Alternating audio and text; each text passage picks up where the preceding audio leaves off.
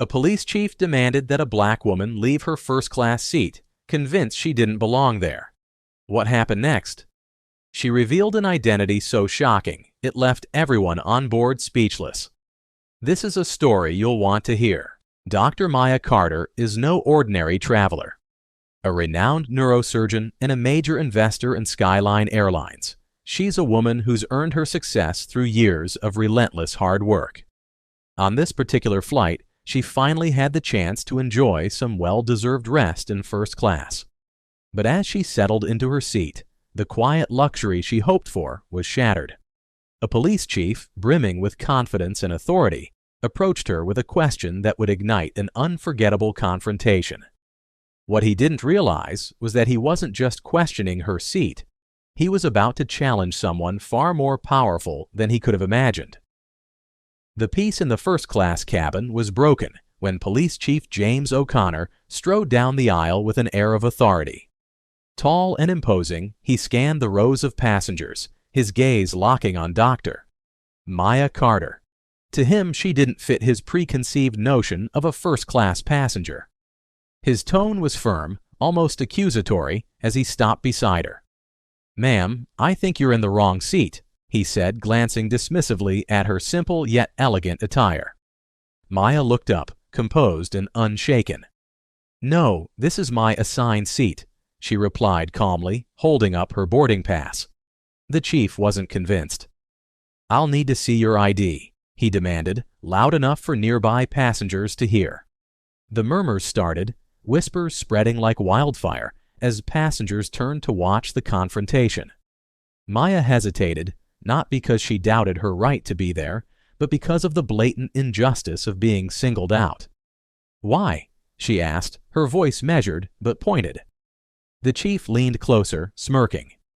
"Because fraud happens all the time. Let's just make sure everything checks out." The tension in the cabin was palpable. Passengers exchanged uneasy glances, and even the flight attendant seemed hesitant to intervene. Maya, calm but resolute, reached into her bag. As she pulled out her ID, everyone in the cabin held their breath, sensing that this encounter was about to take a shocking turn. The chief, confident in his assumptions, took her ID with a smug grin, unaware that he was seconds away from one of the most humiliating moments of his career. The room felt like it had paused, the weight of the moment pressing on everyone. This was no longer just about a seat in first class. It was about something much deeper. As Chief O'Connor glanced at Maya's ID, the confidence drained from his face. His smirk disappeared, replaced by a look of disbelief. The words stared back at him like a neon sign. Dr. Maya Carter, MD, neurosurgeon, major investor, Skyline Airlines. He blinked, then read it again, as if his mind refused to believe what he was seeing. The silence in the cabin grew heavier, the tension almost tangible. The flight attendant leaned over his shoulder, her eyes widening as she read the ID. "Dr. Carter," she began, her voice carrying a tone of sudden respect. "We're so sorry for this misunderstanding." Maya remained composed, her gaze steady. "Does this clear up any confusion, Chief?" she asked, her voice calm but cutting. Chief O'Connor stammered, his authority crumbling. I didn't realize." He started, but his words faltered under the weight of his embarrassment. Passengers, who had been quietly watching, began murmuring. One man shook his head in disbelief, while a woman in the front row gave Maya an approving nod. Another passenger, unable to contain herself, clapped softly, breaking the awkward silence. The chief, visibly flustered, handed back the ID with trembling hands. "My apologies, Dr. Carter," he mumbled, his voice barely audible. The flight attendant quickly intervened, her tone overly accommodating now. "Dr. Carter, can I get you anything to make your flight more comfortable? Please let us know if there's anything you need." Maya simply smiled and placed her ID back in her bag. "No, thank you," she said evenly, picking up her book and returning to her peaceful demeanor. But the energy in the cabin had shifted. Maya's quiet triumph was palpable, and Chief O'Connor, now red-faced and avoiding eye contact, retreated to his seat. The lesson was clear to everyone present. Never judge someone based on your assumptions. As the flight settled back into a tentative calm, Dr. Maya Carter resumed reading her book as though nothing had happened. Her grace and composure spoke louder than any confrontation could have. Passengers around her, however, were far from calm. Whispered conversations filled the cabin, with snippets like, "Did you see his face?" and "I can't believe that just happened," circulating among the rows. The police chief, James O'Connor, sat stiffly in his seat, his eyes fixed firmly ahead to avoid the glances of those around him. His earlier confidence and authority had been replaced by visible discomfort and humiliation. He occasionally shifted in his seat, but nothing could erase the sting of his public misstep. Several passengers, emboldened by Maya's calm defiance, approached her quietly during the flight. One woman leaned over and said softly, "You handled that beautifully. Thank you for standing up for yourself." A man a few rows back gave her a thumbs up as he walked to the restroom. The flight attendant, still visibly shaken by the incident, made every effort to provide Maya with additional service. "Dr. Carter, we'd like to offer you a complimentary drink or meal as an apology," she said, her tone almost pleading. Maya, ever gracious, declined with a polite smile. By the time the plane landed, the story had already begun to spread.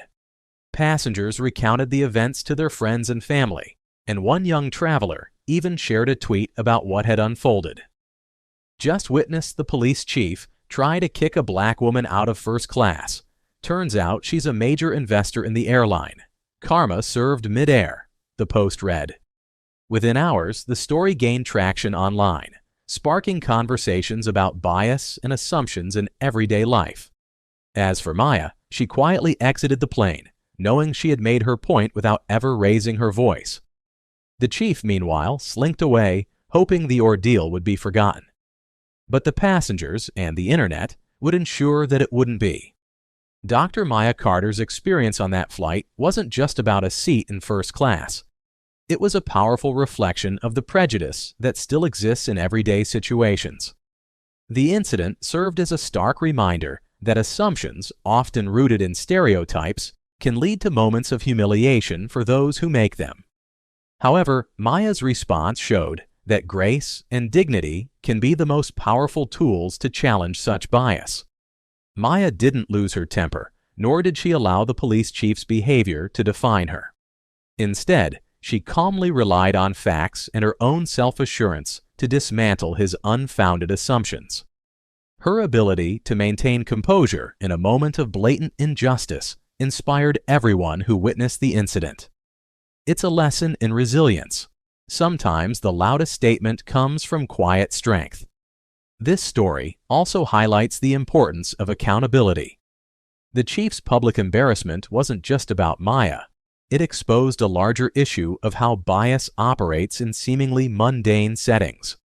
Maya's calm handling of the situation reminded everyone on that flight, and those who heard about it later, why it's crucial to question assumptions and treat everyone with respect. As Maya later said, "Discrimination is loud, but grace is louder." When you know your worth, you don't need to shout it. Your actions will speak for you. Her words serve as a timeless reminder that rising above ignorance is not only empowering, but also a way to challenge prejudice effectively. Maya's story leaves us with a powerful takeaway. Dignity and resilience aren't just personal strengths. They're catalysts for change. By standing firm in her truth, Maya didn't just defend her seat. She inspired others to rethink how they perceive and treat those around them. The incident aboard the flight didn't just end with a moment of justice for Dr. Maya Carter. It ignited larger conversations about bias and prejudice in high-profile spaces like first class. For many, Maya's story became a wake-up call, highlighting how assumptions can thrive in environments where privilege and exclusivity intersect. Her calm defiance shone a light on the unspoken barriers that often exclude marginalized groups from such spaces. As the story spread online and across media platforms, it inspired widespread dialogue about inclusivity and representation. Passengers shared their own experiences of being judged or treated unfairly, creating a ripple effect of awareness. Advocacy groups began pushing for diversity and sensitivity training for airline staff, while others called for broader discussions about implicit bias in customer service industries. Maya's response also became a beacon of empowerment. Many saw her as a role model, someone who used grace and composure to challenge systemic issues without resorting to anger or confrontation. Her story sparked initiatives within the airline industry and beyond, encouraging companies to reassess their practices and foster inclusivity at all levels. Maya didn't just change perceptions that day. She started a movement, proving that even a single act of resilience can inspire meaningful change. Dr. Maya Carter's experience is far from an isolated incident. Stories of discrimination in high-profile spaces often surface, each highlighting the persistent bias many face. One notable example is that of Rashida Jones, a successful tech entrepreneur who was denied entry to a private business lounge because staff assumed she couldn't afford access. Rashida calmly presented her exclusive membership card, leaving the staff red-faced and sparking a viral conversation about prejudice in elite spaces. Another instance involves Dr. Brian Sims, a black cardiologist who was removed from a first-class seat after a gate agent falsely claimed it wasn't his. Dr. Sims chose to document the incident, leading to a public apology from the airline and changes to their staff training on implicit bias. His story became a catalyst for airlines worldwide to reconsider their customer service practices. Similarly, Karen Johnson, a black attorney, faced condescension at a luxury car dealership when a salesperson assumed she couldn't afford the vehicle. Karen walked out and later returned, not only to purchase the car, but to address the dealership's management about the need for equity training. These stories, like Maya's, remind us that addressing discrimination with dignity can expose systemic issues and inspire meaningful change. Dr. Maya Carter's experience holds valuable lessons for anyone facing bias or prejudice. Her calm and composed response demonstrated that dignity and resilience can be more powerful than confrontation. Instead of escalating the situation, Maya used facts and her own achievements to highlight the injustice, making the police chief's assumptions painfully clear. This approach not only preserved her integrity, but also inspired respect and admiration from those who witnessed the incident. One key takeaway is the importance of preparation. Whether it's having proper documentation, knowing your rights, or being confident in your position, being prepared equips you to face prejudice effectively. Maya didn't argue or shout. She let her identity and accomplishments speak for her, turning the situation around without losing her composure. Another lesson is to document and share your experiences. Stories like Maya's can expose systemic issues and inspire change on a larger scale. By calmly addressing bias and using platforms to spread awareness, individuals can contribute to breaking down barriers. Finally, Maya's story reinforces the value of self-assurance. Knowing your worth allows you to stand firm in the face of discrimination. As Maya's actions showed, the most impactful way to combat prejudice is with quiet confidence and unwavering truth. Dr. Maya Carter's story isn't just about a seat on a plane. It's a reminder of how assumptions can lead to prejudice and how calm, factual responses can turn the tables. Her quiet confidence showed that dignity and truth are powerful tools for confronting bias. Maya's actions didn't just change perceptions in that moment. They sparked conversations and inspired people everywhere to stand up for what's right. This is the kind of story that sticks with you, a reminder that fairness and respect should be universal. If you enjoyed hearing about this, there's so much more to come. Subscribe to our channel for stories that inspire, challenge, and empower. And don't miss the next video. It's one you won't want to miss.